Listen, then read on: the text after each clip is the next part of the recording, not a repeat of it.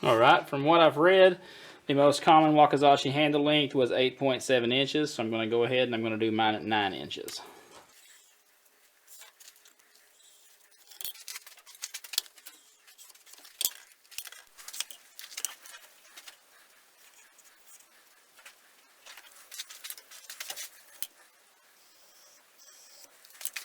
Alright, now to discuss the elephant in the room. Now, I want to handle this 9 inches, and so we look at this and we can already tell that the tang is going to be way too short. Once you throw in the spacers and the guard and the whole 9 yards, and then I've got to add another spacer here, and then of course we're going to have the piece on the end. I ideally would prefer for this tang to be at least 3/4 of the way, 3/4 length. But these files are a lot like 1095. I had a lot of extra 1095 laying around, so I'm going to weld an extension on, and so I will extend it out to about 3/4 of an inch, or 3/4 of the way of the handle here. I feel a whole lot better with that. Alrighty.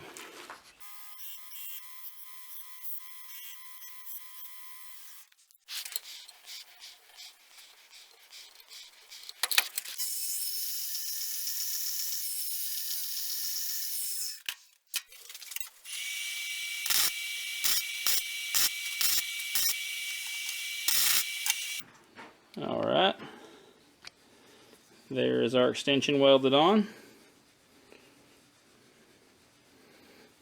Tried to keep it with the flow of the blade as possible, as much as possible. Alright, let's go ahead and move on to working on the handle. Alright, I've already sketched out the tang portion of our Wakazashi onto this piece of wood, and I've used a red Sharpie, but I'm going to go back over it with a pencil because I want the lines to be a little bit smaller, and I'll be taking this over to my milling machine and milling it out. I don't have the woodworking chisels and everything else. This way is just quicker. Once I get this piece milled out, we'll get them glued up and let them set up and start getting ready to shape them up. Then we can start shaping our seppa here and move on to our other pieces of the sword.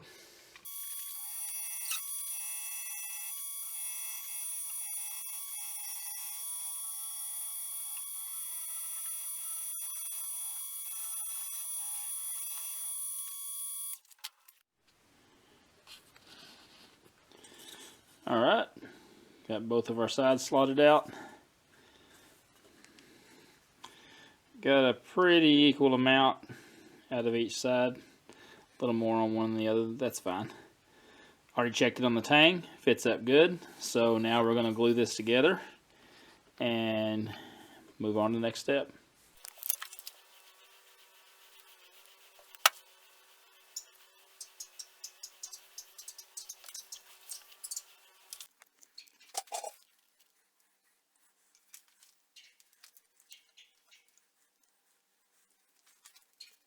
Alright, so the glue is set up nice on the handle, so let's go over here to the grinder and get this ground down so we can move on to some other things.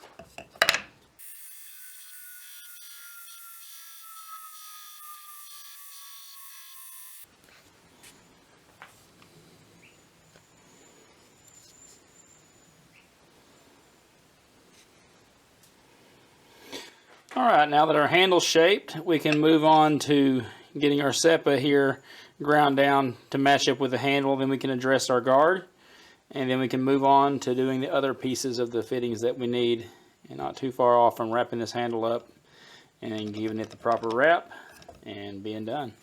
Let's move on.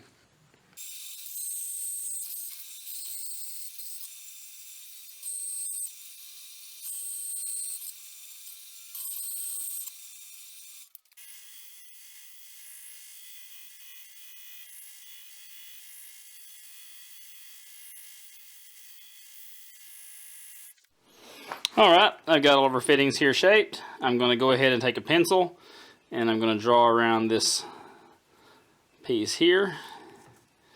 Then I'm going to go in there and I've got a little texturing tool and we're going to texture this guard.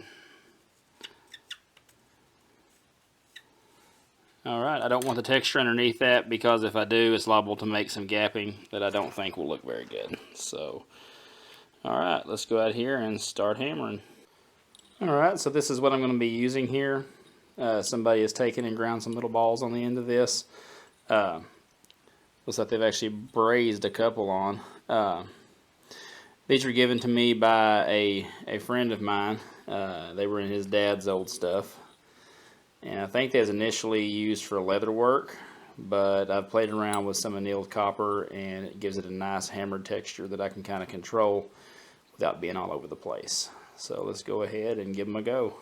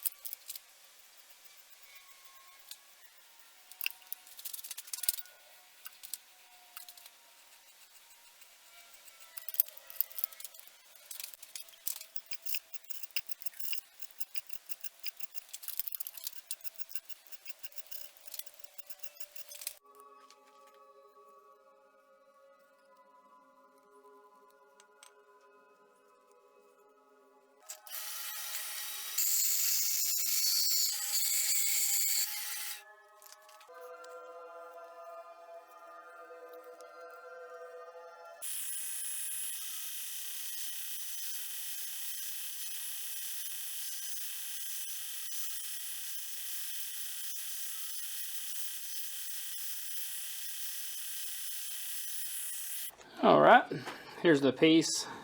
It'll come into focus. Here's the piece that I've been around the top of the handle. I believe this is called the Fuchi. I'm fixing to put it here on my granite block and take my height gauge because it's pretty uneven because you know it was rough cut. And I'm going to scribe around because I know that one side is the factory edge and one side is not. And I tried to keep that factory edge as close as I could to one another. It's pretty good. So I'm going to go ahead. I've colored it with red Sharpie. I'm going to use my height gauge here, find the lowest point on this, and then scribe the same height all the way around.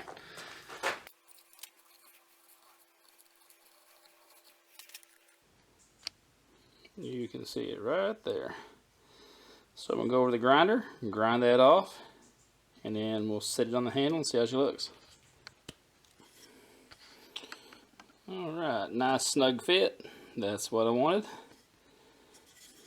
I'll push it down a little bit more, and then I got to grind this even up here at the top, and we'll be in pretty good shape. Alright, we've got all of our fittings.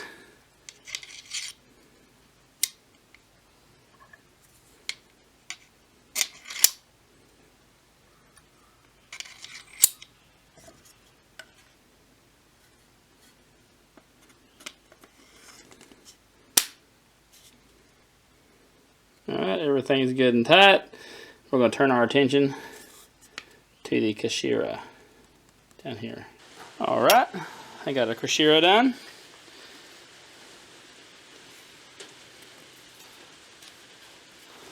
There we go. There we go. It's in place. Nice and snug.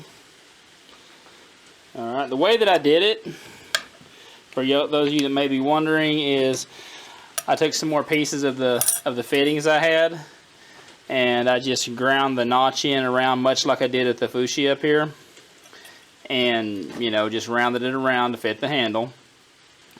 And then I took a piece of this flat copper, made sure both surfaces were good and clean, laid the ring on there, fluxed it real well with flux paste, cut off little pieces of solder, dropped it inside of the ring, and then used a piece of the solder to solder where the ring went together, and then heated from the bottom, and of course all the solder melted, affixing the ring to the flat piece, and I soldered the gap. It's not perfect. I'm getting better. Whole point of this project is to learn as I go, but it'll work. So now I'm going to move on to right here on this handle. Get the focus back in again. So now I'm going to move on to cutting the notches here on the end. That will go all the way through where we'll wrap the handle wrapping and tie it off in the knot. So I'm going to go ahead and mark those out. I will probably be cutting those with the rotary carver because this copper is still pretty soft, and I'm thinking when I go to drill through it, it's going to bend. I don't really want it to bend. So I'm going to go ahead and take care of that, and I'll catch you in a minute. Alright, I got the slots in here. This is where the handle wrapping will pass back and forth as we wrap the handle. And now I've got to cut the notch in the top of our wood here on the handle. I've already drilled the holes, so I'm going to go ahead and cut that out.